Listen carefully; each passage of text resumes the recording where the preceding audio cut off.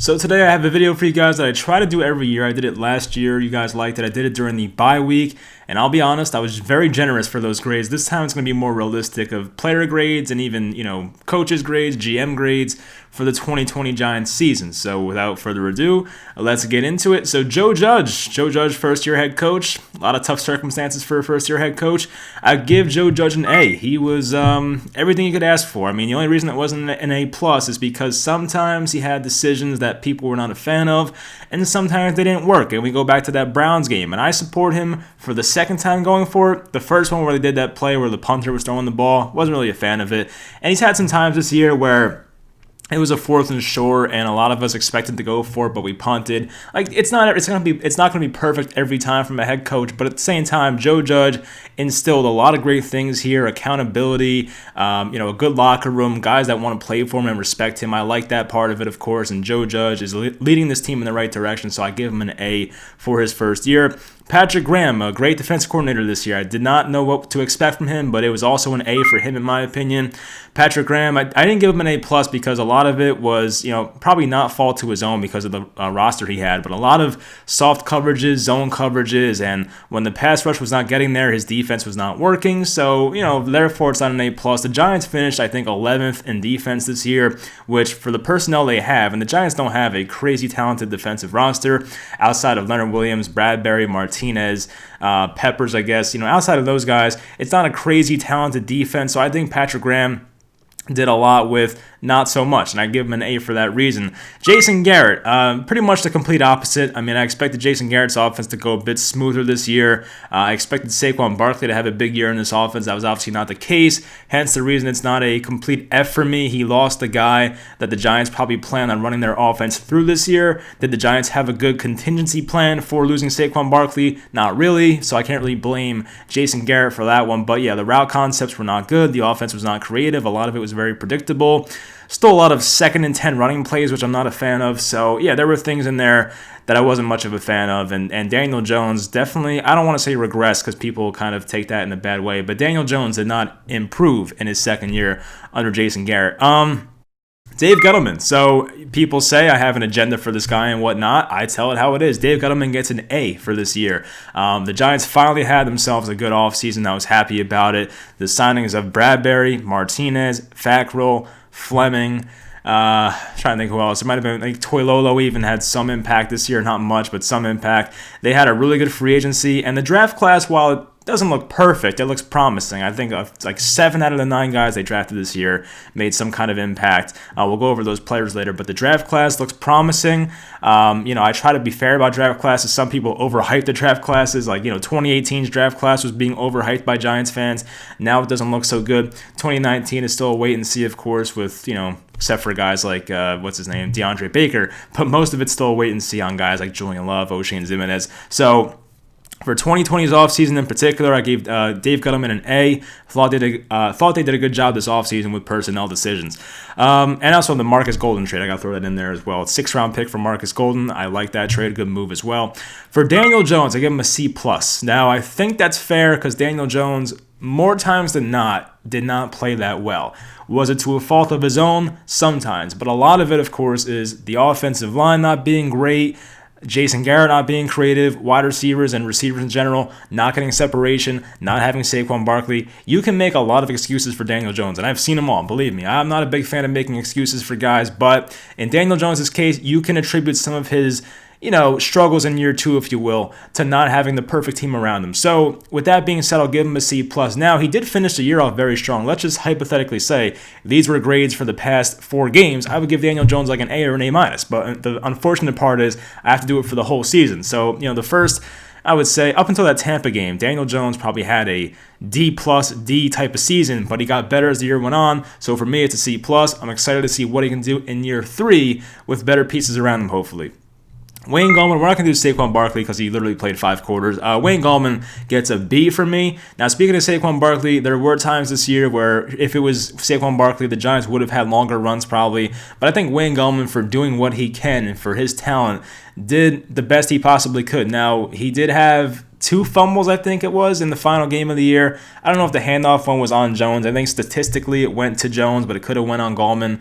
Some people said the handoff was a bit too high. I don't really know. But the fumble in the final game, I know it was wet outside and the ball slipped out, but that was terrible. And Wayne Gallman did basically what you could have asked a backup to do. He came in, had some good numbers, had some really big games in here. The Seattle one was a big one. I think a big game against Cincinnati as well. He had some big games here. He started for about half the year. I was happy with what I saw from Wayne Gallman. He is a free agent. We'll see if they bring him back. I'm all for it on like a 1 year, $3-4 million deal. But as I said in my offseason video before, if he gets more guaranteed touches elsewhere and wants to leave, then that's fine as well. I don't blame him for that, but I give him a B this year. His backup, if you will, Dion Lewis, I give him a C. Lewis had, I think, an up and down pass blocking year. He had some reps where he looked really good pass blocking, some where he got ran over, and it's tough because he's like 5'8", 5'9". That guy's literally my height. I cannot imagine, trying to block these 6'2", 6'3" linebackers and safeties. But anyway, Dion Lewis had a pretty decent year receiving the ball. His kickoffs were, once again, up and down, which is, the reason I'm giving it a C here. He had a couple fumbles this year. One was turned over. Some kickoffs that didn't look so good. Some looked pretty good. So he didn't take one to the house. I don't think he went over the 50 on any of them this year. But at the same time, he was pretty competent as a kick returner. He wasn't great, but competent. So I'll give him a C for this year.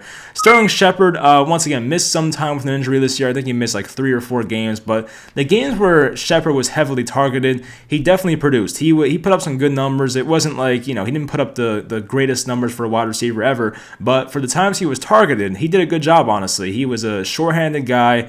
Didn't do too much after the catch, I feel like, but he made a lot of great contested catches this year, moved the chains in some key third down situations. I like Sterling Shepard, a very good wide receiver too.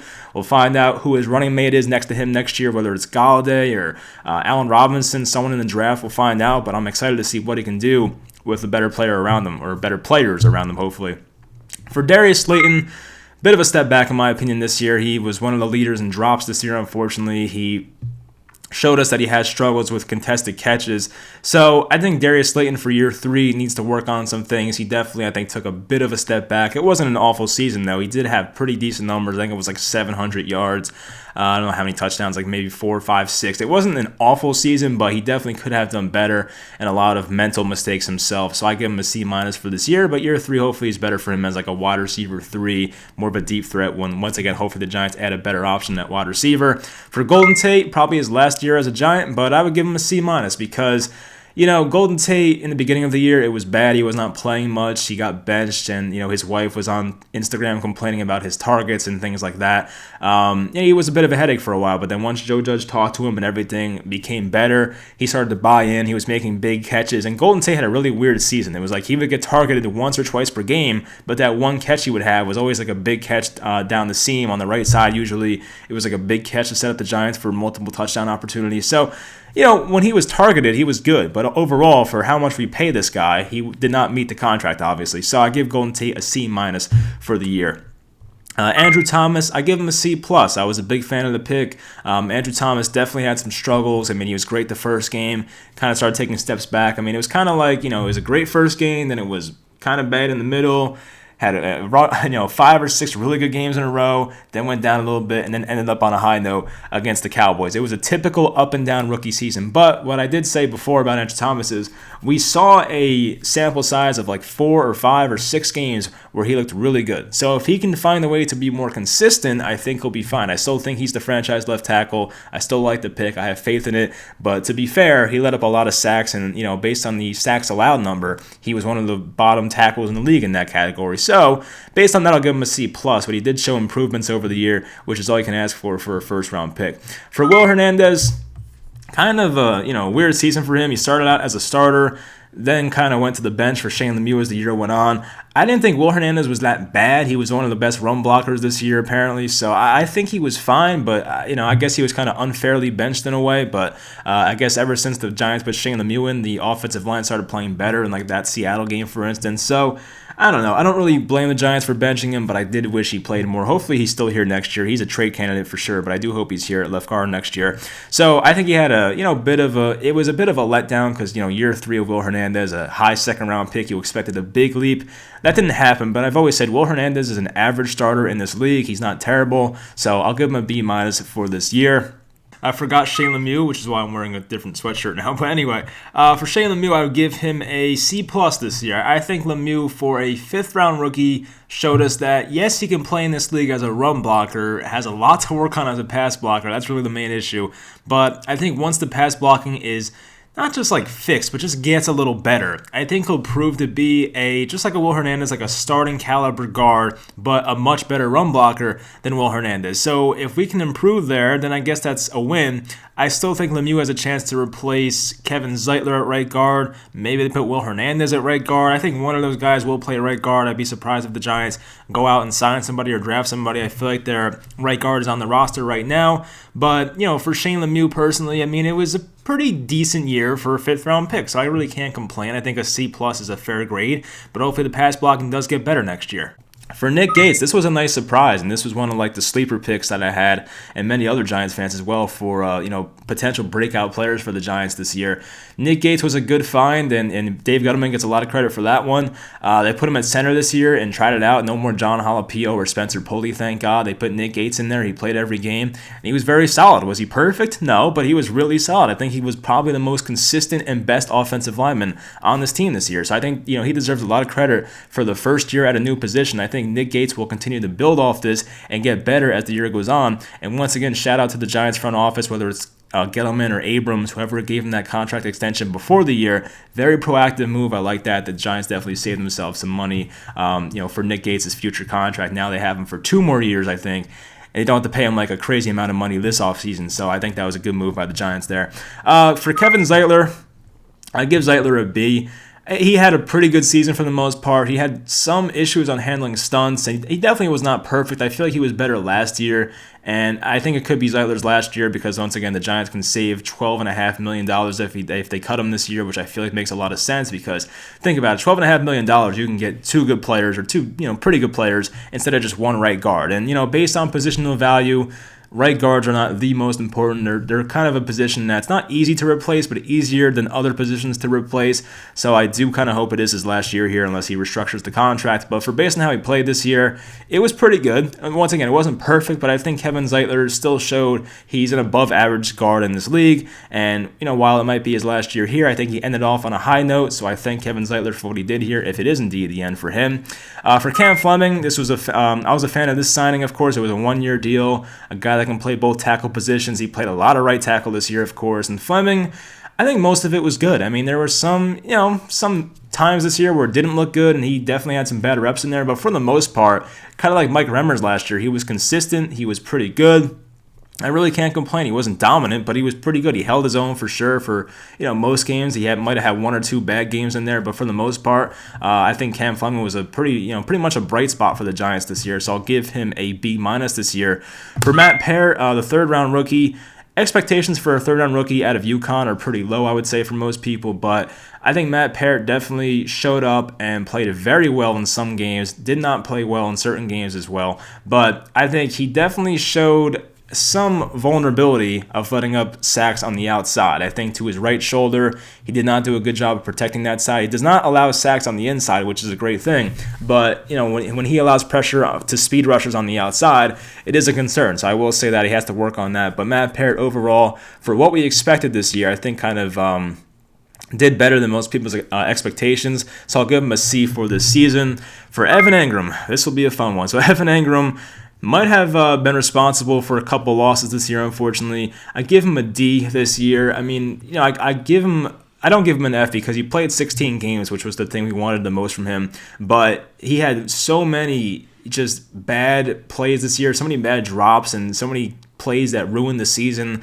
Yes, the Giants could have been in the playoffs yesterday if Engram caught that ball against the Eagles. So, yeah, I mean, the guy definitely did a lot of bad things this year. But at the same time, he was a Pro Bowler somehow. But he had a decent season receiving the ball. He showed that he was, once again, a decent blocker, not good, but also not the worst, so a decent blocker. So I'm not going to be too hard on the guy. I think a D is fair. I mean, a lot of you probably say F, but I do like the fact that he played 16 games this year. For his running mate, Caden Smith, I give him a B-. Smith was not a big part of the offense, but when he was asked to block, I feel like he did a good job for a lot of seal blocks and opening run lanes and things like that. Caden Smith, when he was passed the ball, did what he could. He probably had like 25 targets this year. It probably was not much at all, but when he was past the ball, I think he did a good job. So I'll give Kaden Smith a B- this year. Dexter Lawrence, I give him a B+. I think Dexter Lawrence, for the most part, had some impressive games, had some very impressive run stops. He might have had like 3 or 4 sacks this year, which is nice for a guy like him. So I think it's a pretty good year. There were some games where he wasn't, didn't make too much of an impact, and the Giants did have games on defense where they allowed a lot of rushing yards. And Dexter Lawrence is kind of right in the middle of that. So I think I'll give him a B+. You could say a bit higher, but at the same time, I feel like he didn't make too much of an impact, so I'll give it a B+. Dalvin Tomlinson, I feel like may have been slightly better this year. Tomlinson is a guy who plays every game. I don't think he's ever missed a game in his career. Once again, kind of like Lawrence, offered a bit of pass rush. It was not great, but Dalvin Tomlinson, for the most part, has been a very solid player here for a long time. And once again, had a very good season, in my opinion. So I'll give him an A- this year. Leonard Williams, I mean, this is one of the most controversial moves, but Leonard Williams definitely proved a lot of people wrong, myself included, this year about the trade being a bad idea. Now, I didn't mind the trade at first, but the fact that the Giants did not give him an extension, I was not a fan of that. So Leonard Williams, though, based on his play, gets an A for me. The only thing you can say negatively is that he didn't show up in every game, which is definitely tough to do. But even that, sometimes you get double teamed, triple teamed, and that's why you don't make much of an impact. Like, there was that famous picture on Twitter last year of Chase Young getting like triple teamed, and then there's people that are like the casual football fans that are like, Chase Young didn't do anything today. But then when you look at it, it's like the guy was triple teamed most of the game. So let's be fair here. So Leonard Williams might have ran into that at some points. Sometimes he didn't show up in certain areas, but for the most part, he played very well in that Seattle game, very well in the must-win Week 17 game. He had some big games this year. We'll see what the contract is for him coming up in the offseason, but Leonard Williams definitely deserves an A+, A+ in my opinion. He deserves somewhere around there, so I'll give him an A. For Carter Coughlin, I'll give him a B-. He was a guy I did not expect much from this year. I think he was the first 7th-round pick we had. I think he was, the first 7th-round pick out of Minnesota. He had some good moments. He had moments where he didn't look that great and didn't make too much of an impact, but he had some good pass rushing moments of pressure. Same thing for Cam Brown also. I kind of skipped here, but Cam Brown's the same thing, a B-. Cam Brown had that big game-saving tackle against the Bengals in week number 13 or 14, so I'll give him credit for that one. Cam Brown, once again, had some pressures, made some nice run stops. I'll give him a B-, just like Carter Coughlin. We'll see what those guys do in year 2. For Kyler Fackrell, I'll give him a B. He did miss some time towards the end of the year, which was big, but the first half of the year, Fackrell was playing like an A-, B+ type player. He came back in Week 17, had a key sack on a 3rd down against Andy Dalton. So I think for the most part, the Giants got a lot of bang for their buck. It was like a 1-year, I don't know how much it was, maybe $3 or $4 million deal for Kyler Fackrell, who was a Patrick Graham guy. He played for him in 2018 with the Packers, and I think that was a good ad. So I'd give him a B for this year overall. For Jabaal Sheard, I mean, he didn't play a crazy amount, but he had some good moments this year. Had that game-sealing sack against the sack fumble against the Bengals. He had some bright moments. I feel like he did some stuff in the Seattle game as well. So Jabaal Sheard, I'll give him a C. He wasn't great, but he wasn't awful, so I'll give him a C. For linebackers, Blake Martinez gets an A- from me. Sometimes I wasn't a fan of the angles Blake Martinez took, but at the same time, he was a very solid tackler. He showed up every game. Much better than Alec Ogletree. It's not even close. So the Giants made a big improvement there with Blake Martinez. He's a leader on this defense. I like to have him. The contract was not terrible. $10 million, you'll take that, I feel like. So an A- for Blake Martinez is where I'll go for him. Once again, not great in coverage, but he was decent this year. It was not like alarming, and it wasn't like Alec Ogletree levels of bad coverage, so I'll give him some credit there. For Tae Crowder, the Mr. Irrelevant pick this year, I'll give him a B-. There were games where he played better than others. There were some games where Tae Crowder looked awful and some where he looked like really good. So Tae Crowder had an up and down rookie year. Once he puts on some more muscle, I feel like he'll be pretty damn good next year. He definitely has a lot of range. He's versatile. He's fast. So I think, he's showed to be a pretty good tackler as well. So I think if he puts on more muscle next year, he can be a linebacker number 2, potential starter for this team. It depends what he does in the offseason, of course. But I give him a B- for this year. For James Bradberry, another great offseason move. I give Bradberry an A. He pretty much did a great job the entire year. He didn't really have a game where he got owned by a particular receiver. He wasn't perfect like Xavier Howard or Jalen Ramsey or Jair Alexander. That's like an A+ type player. But James Bradberry is a step right below those guys. The Giants did a great job of signing him. I give him an A for this year. Hopefully he does what he did this year, next year as well. For Darnay Holmes, I was a big fan of that pick, a slot guy, and I think he did pretty well. He held his own for most games. He was out for like 2 or 3 games this year with an injury, but when he was there, he was solid. He showed to be a good tackler. He was not afraid to get his nose in there and make some tackles in the box, which I'm a big fan of for a guy of his size. He's quick. He's a good coverage guy. He showed to be pretty good in man coverage. We'll find out what he does in the future, but I think the Giants had themselves at least a starting slot corner going forward. So I was a big fan of Darnay Holmes. I'll give him a B for this year. For Julian Love, it was kind of a weird season. Once again, a lot of safety. He played a lot because of the Xavier McKinney injury, and he had a lot of up and down moments. He let up that big touchdown, I feel like, the Cooper Kupp in that Rams game, which kind of put the game out of reach, if you will. But for the most part, Love was decent. He wasn't great, but he played cornerback the last month or so, and he was pretty good at it. I want to make a video about that going forward, about how he did like a film review type thing. But I think Julian Love at cornerback was more of like a B or a B plus type player. As safety, he was not that good. So on the year, I'll give him a C plus. For Isaac Yiadom, the Giants got him for a 7th round pick, as we all know. Yiadom had a lot of ups and downs. There was times this year where he started down here, then he got better, played pretty well for a little bit, then got bad. So, Yiadom, I think, is more of a C. He didn't do anything great, but he sometimes was decent, so I don't want to give him like an F or a D, but I think a C is fair. Maybe a C minus, but I'll go with C to be a nice guy here. But Isaac Yiadom's a C for me. Jabrill Peppers, I gave him a B. You can argue it's better, but this is for the entire season. Jabrill Peppers, the first 5-6 games of the year, really didn't show up. He was a very disappointing aspect of the Giants defense. Then in the, I don't know if it was Tampa game or the week before, but he started to play really well.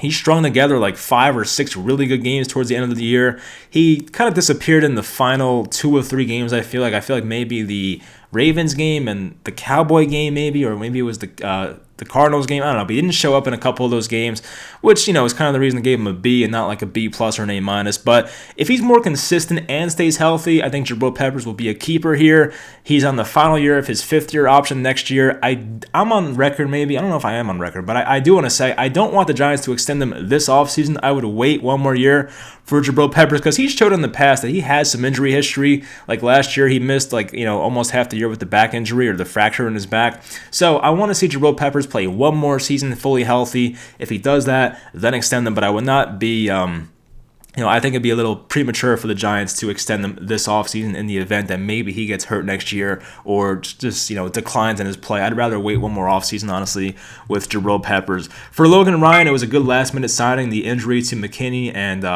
DeAndre Baker situation definitely influenced that signing, but Logan Ryan's a B plus for me.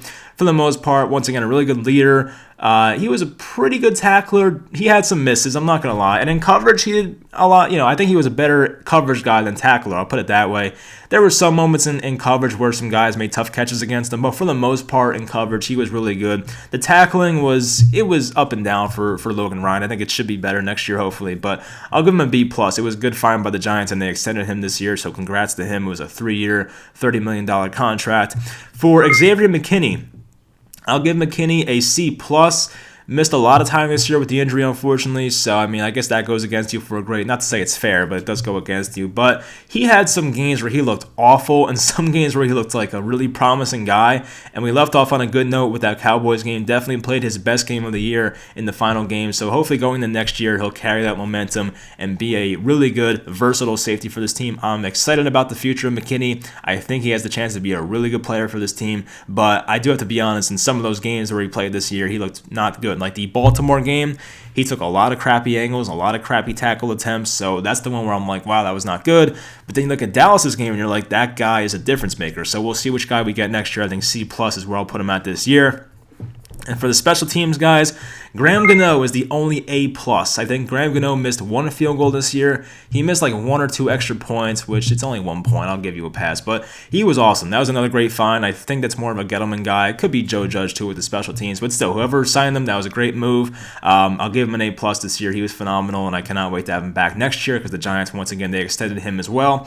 So an A+ for Graham Gano. For Riley Dixon, a guy I'm a big fan of, and many of you guys as well, I give him a B+. It started off as an A, but he kind of tailed off towards the end. Some of his punts were not too great towards the end of the year. I don't have the numbers on top of my head, but Riley Dixon in the beginning of the year was awesome. Middle of the year was awesome. last, 5-6 games or so, there were some punts in there that I was not a fan of, so I'll give Riley Dixon a B+. He was not perfect, and I think based on his contract, he might be a roster bubble guy next year. I heard that somewhere. Could be fake news, but I don't know. We'll find out what happens with Riley Dixon next year, but I do hope he's back. I do like him. But anyway, that'll do it for the video. I guess to end it off, we'll do what's the final grade for the Giants in 2020. Just to be fair, I will give the Giants a somewhere between C+ and B- for me, because the negative aspect of it is it took 7-9 to win the division, and you would hope that in year 3 of a new GM or year 2 of a rebuild, if you will, that the Giants could have done better than that and won the division. But in fairness, the Giants did show a lot of improvements as the year went on. They finished the year at 5-3. It started off ugly, but they finished 5-3, which is a positive. I think they started off 1-7, finished 5-3. So that is the positive aspect. But yeah, the fact that they did not win the division, where it took 7-9 to do so, is a disappointment. I can't lie. And there were some, negatives like Jason Garrett and Evan Engram, which kind of brings the grade down.